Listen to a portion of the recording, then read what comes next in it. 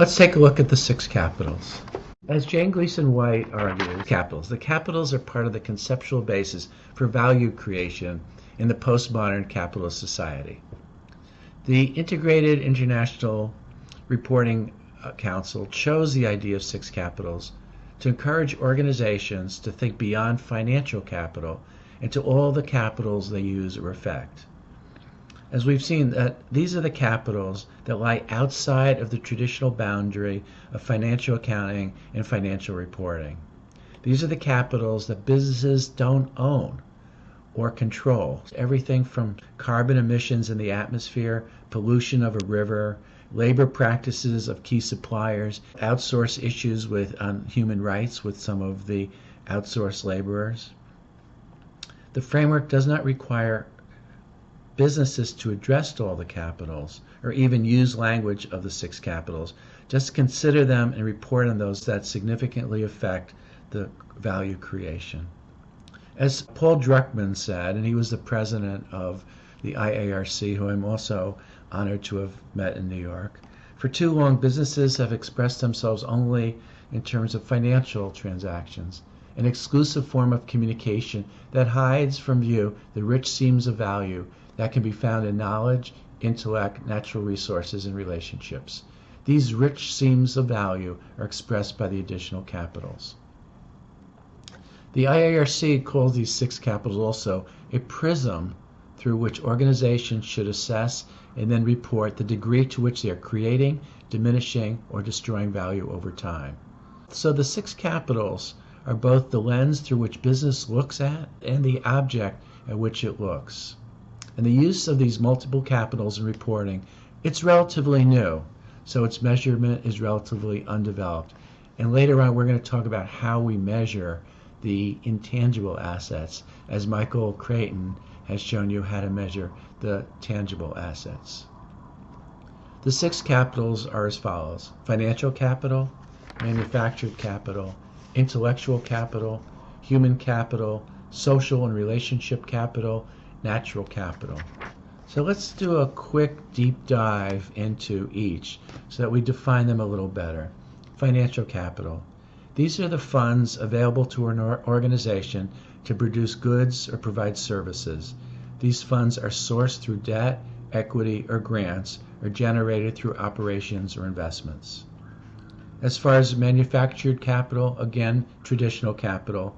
Manufactured physical objects available to an organization to produce goods or provide services, including buildings, equipment, and infrastructure, such as roads, bridges, and waste and water treatment plants. Again, if the community, however, provides the roads, the sanitation plants, and the waste treatment plants, these are capitals that the company does not own, but it's a community that serves the company. And the question then lies, is the company also serving the community? Intellectual capital. These are knowledge-based intangibles, including intellectual property, patents, copyrights, software rights, licenses, intelligent workforce, organized capital such as systems, protocols, a tacit knowledge of the business held by employees and managers that is difficult to communicate. And according to the IARC, the carrier or owner of intellectual capital is the organization.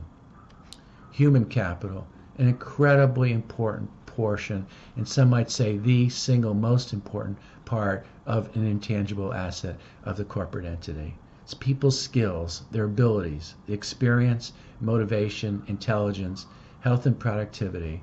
It includes their support for an organization's governance framework, risk management approach, and values, their understanding of an organization's strategy, and the ability to implement it, and their loyalty and ability to lead and collaborate. The carrier of human capital is the individual person. Social and relationship capital.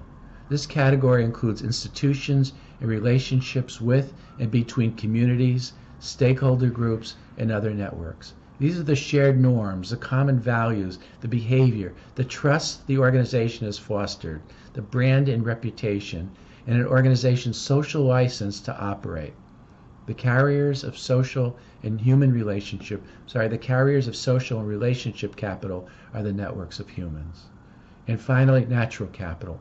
All renewable and non-renewable environmental resources and processes that provide goods and services that support the organization's past, present, and future prosperity, including air, water, minerals, mineral rights, forests, forestry rights, biodiversity, and ecosystem health.